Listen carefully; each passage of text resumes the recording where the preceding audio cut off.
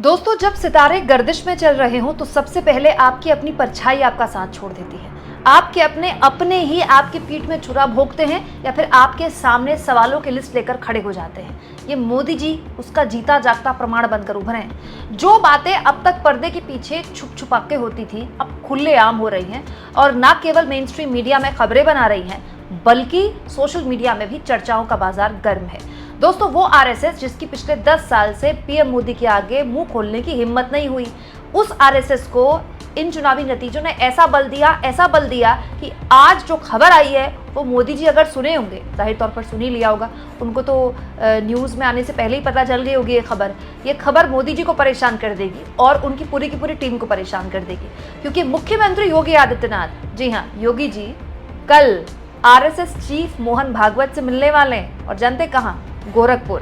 दोस्तों, इस तरह की मुलाकातें पिछले 10 सालों में कई हुई हैं, लेकिन बड़े गुप्त तरीके से होती रही हैं। लेकिन ठीक लोकसभा चुनाव के नतीजों के बाद तब जब उत्तर प्रदेश में बीजेपी ने सबसे खराब परफॉर्म किया है, सबसे खराब, इस मुलाकात के अपने आप में बहुत तगड़े मायने हैं। दोस्तों, उत्तर प्रदेश में सीएम योगी आदित्यनाथ को लेकर तमाम तरह के सवाल पिछले कई दिनों से खड़े हो रहे थे। एक लॉबी सूत्रों के हवाले से खबर चला रही थी बीजेपी के अंदर कि योगी जी की तो छुट्टी तय है, क्योंकि ये जो पूरी की पूरा इतना खराब परफॉर्मेंस हुआ है वो योगी जी की वजह से हुआ है। योगी जी की लीडरशिप में ही चुनाव हुए हैं उत्तर प्रदेश में। जबकि एक पूरा का पूरा धड़ा है बीजेपी के अंदर जो ये कहता है कि टिकट बंटवारा थोड़ी योगी जी ने किया था, टिकट में तो सारे केंद्रीय आलाकमान की चली है, एक एक टिकट केंद्रीय आलाकमान ने दिलवाया है और योगी जी के कहने पर जिनको टिकट दिलवाया उनको तो योगी जी ने जिता दिया। यहाँ तक कि समाजवादी पार्टी के अफजाल अंसारी भी कह गए, भाई मैंने आपको खबर दिखाई थी ना, जिसमें उन्होंने कहा था कि 33 सीटें जो आई हैं बीजेपी की, ये तो योगी जी की वजह से आ गई, नहीं तो मोदी जी तो बनारस के आसपास की जो 1-2 सीटें वो भी हारे। और सच्चाई है दोस्तों, बनारस के आसपास की जो सीटें हैं, 3 सीटें बीजेपी उनमें हारी है। अमूमन कहा जाता है कि मोदी जी जब चुनाव लड़ते हैं बनारस से तो पूरे पूर्वांचल में हवा बहती है और बही भी, 14 में बही, 19 में बही, लेकिन इस बार तो लगता है उल्टी हवा बही। स्थितियां ये हो गई कि उत्तर प्रदेश के मुख्यमंत्री योगी आदित्यनाथ अब आरएसएस प्रमुख मोहन भागवत से कल मिलने जाने वाले हैं।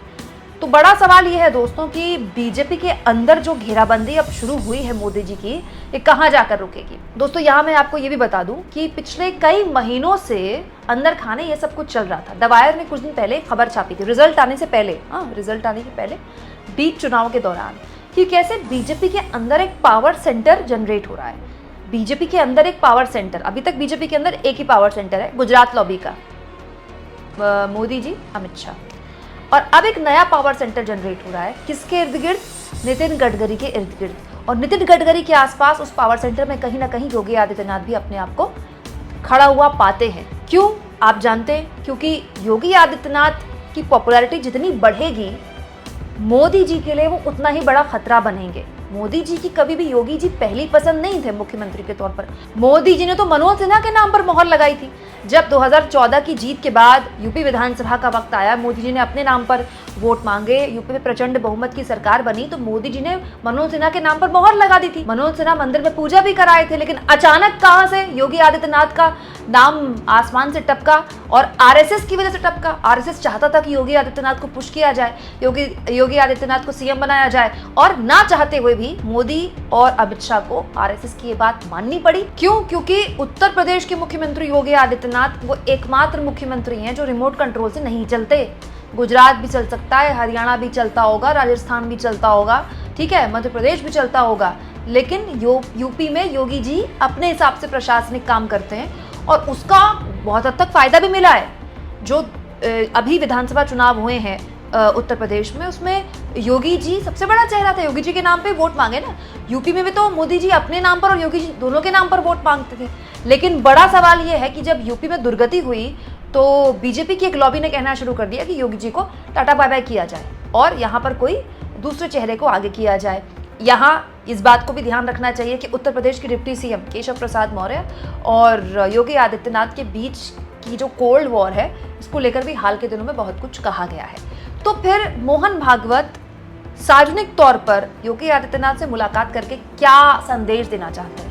वही संदेश दोस्तों जो अब आपको हर रोज सुनने को मिलेगा। सबसे पहले मोहन भागवत ने अपने संगठन के एक कार्यक्रम में राजनीतिक बयान दे दिया। क्या ज़रूरत थी इस तरह के राजनीतिक बयान देने की, लेकिन ज़रूरत थी।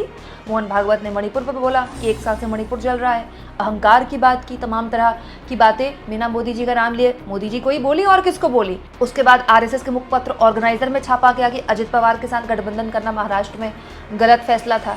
और आज इंद्रेश कुमार, आरएसएस के बड़े चेहरे इंद्रेश कुमार कहते हैं कि राम के नाम पर जो अहंकार में चूर हो गए थे, उनका अहंकार टूट गया।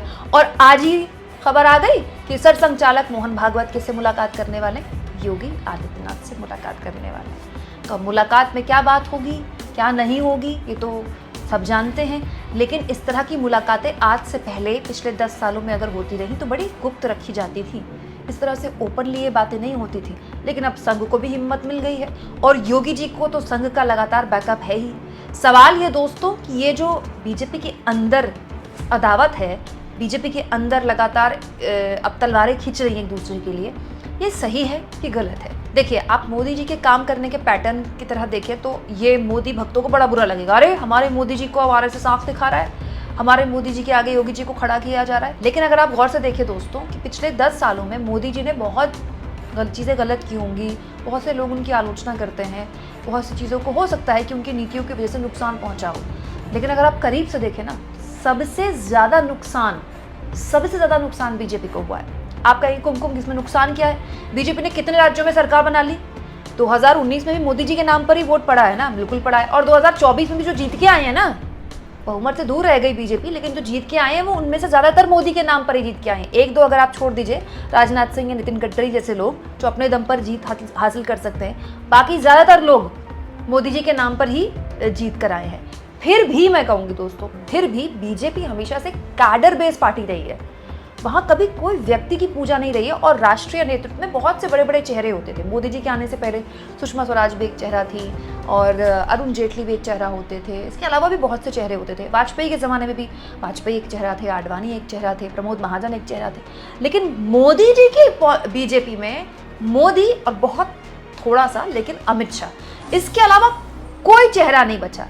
आप सारे राज्यों में हाल देख लीजिए। राजस्थान में वसुंधरा राजे सबसे बड़ा फैक्टर होती थी, अब वो फैक्टर गायब है। मोदी जी ने अपने हिसाब से सीएम चुना ताकि हम रिमोट कंट्रोल से राजस्थान चला पाए। क्या हश्र हुआ राजस्थान में। गुजरात में 2014 से लेकर अब तक मोदी जी को 10 साल हो गए गुजरात से निकले हुए, एक भी सीएम का चेहरा या एक भी ऐसा चेहरा बीजेपी नहीं दे पाई है जो स्थानीय लेवल पर गुजरात में बीजेपी के संगठन का मोदी जी के बाद चेहरा बन पाए। दोस्तों, अगर आप योगी जी को छोड़ ले तो किसी भी राज्य में बीजेपी के पास ऐसा चेहरा नहीं है जो अपने दम पर उसी राज्य में या जीत दिलवा दे या लोकसभा चुनाव में जीत दिलवा दे। अब इससे क्या होता है, एक नेता को तो फायदा होता है, उसको ये लगता है कि पूरे देश में अलग अलग राज्यों में सरकार हमारी है और मुख्यमंत्री भी हमारे हिसाब से काम करता है। लेकिन लॉन्ग टर्म बहुत नुकसान होता है। ये गलती एक वक्त इंदिरा गांधी ने की थी, जब इंदिरा गांधी देश की सबसे बड़ी नेता हुआ करती थी। राज्यों में जब आप अपने क्षत्रपों को पनपने नहीं देते हैं, अपने ही रीजनल चेहरों को फ्री हैंड नहीं देते हैं, अपने रीजनल चेहरों को आगे नहीं बढ़ाते हैं, तो फिर आप एक व्यक्ति के भरोसे हो जाता है। आज बीजेपी के आलोचक कहते हैं या बीजेपी की समीक्षा करने वाले कहते हैं कि मोदी और योगी पर कुछ ज़्यादा ही भरोसा कर लिया उत्तर प्रदेश में बीजेपी ने। अच्छा, मोदी योगी पर भरोसा ना करे तो क्या करे, है क्या बीजेपी के पास?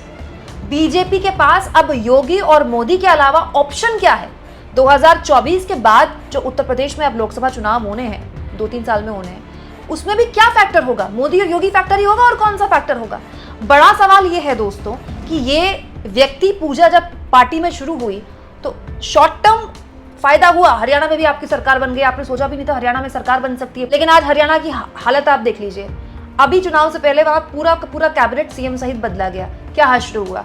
राजस्थान में आप देख लीजिए दोस्तों, अभी कुछ महीने पहले पूर्ण बहुमत की सरकार बनी है राजस्थान में, और वहां क्या हश्र हुआ है बीजेपी का। तो दोस्तों, ये बात सिर्फ आप और मैं नहीं समझ रहे, ये बात आरएसएस भी समझ रहा है। और आरएसएस कभी नहीं चाहेगा कि बीजेपी कमजोर हो। आरएसएस कभी ये भी नहीं चाहेगा कि बीजेपी की सरकार जाए। खूब फायदा हुआ है भाई, पिछले 10 साल में आरएसएस को खूब फायदा हुआ है। तो ये जो डांट डपट चल रही है ना सार्वजनिक तौर पर, ये सब दिखावा है, सब ढोंग है, कोई नकील नुकुल नहीं कसने वाली। हाँ, आरएसएस अब इस मोमेंट का फायदा उठाना चाहता है। एक, अब आपको बीजेपी में आरएसएस का दखल वैसा ही दिखेगा जैसे वाजपेयी के जमाने में दिखा। हो सकता है कि अजित पवार से गठबंधन भी तोड़ ले बीजेपी। ये भी हो सकता है कि इस साल जो विधानसभा चुनाव होने, बीजेपी ऐलान कर दे कि हम अकेले जाएंगे, एकनाथ शिंदे को भी साइडलाइन कर दे, बहुत पॉसिबल है, ये हो सकता है, ठीक है। इसके अलावा दूसरी और महत्वपूर्ण चीज, सरकार के अंदर भी आरएसएस का दखल अब बढ़ सकता है।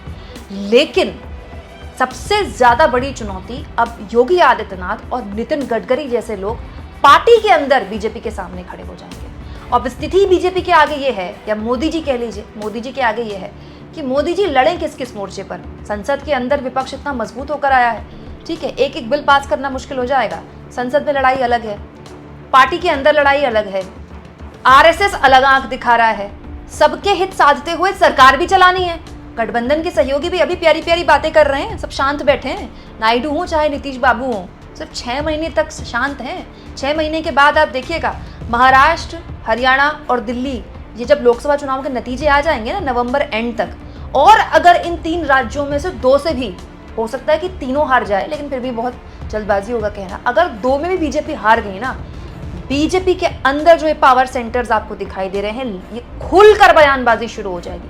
बयानबाजी शुरू हो चुकी है, लेकिन ऐसे ऐसे नेता बयानबाजी करेंगे जो आज मोदी जी के बिल्कुल साइड में खड़े होते हैं। वो मोदी जी जो फ्रेम में अपने के साथ के किसी बीजेपी नेता को आने नहीं देते थे, आप देखिएगा आने वाले वक्त में मोदी जी उन लोगों के आगे जवाब देते दिखाई देंगे। और इसकी शुरुआत कल गोरखपुर में सरसंघचालक मोहन भागवत और योगी आदित्यनाथ की इस बैठक से हो गए, समझ लीजिए। उत्तर प्रदेश से इस प्रयोग की शुरुआत हो रही है, देश के अलग अलग राज्यों में प्रयोग जाएगा और संगठन में पूरा दखल जैसे जैसे आरएसएस का बढ़ेगा, अमित शाह से संगठन की पकड़ मजबूत नहीं होगी, और जैसे जैसे संगठन में दोस्तों आरएसएस का दखल बढ़ेगा, अमित शाह की जो एक नकेल है बीजेपी के संगठन में, वो कमजोर होती जाएगी। और जब संगठन से मोदी और अमित शाह की जो नकेल है वो कमजोर हो गई, तो फिर आप समझ लीजिए पार्टी हाथ से गई, तो फिर क्या हाथ से जाएगा बीजेपी के। आपको इस पूरे के पूरे एपिसोड में मोदी जी की सरकार के भविष्य के बारे में आप क्या सोचते हैं दोस्तों, कमेंट बॉक्स में जरूर लिखें, और जितना हो सके चैनल को शेयर करें, सब्सक्राइब करें, और थैंक्स और ज्वाइन, ये 2 ऑप्शंस हैं जिसके जरिए आर्थिक तौर पर भी आप चैनल के हाथ मजबूत कर सकते हैं।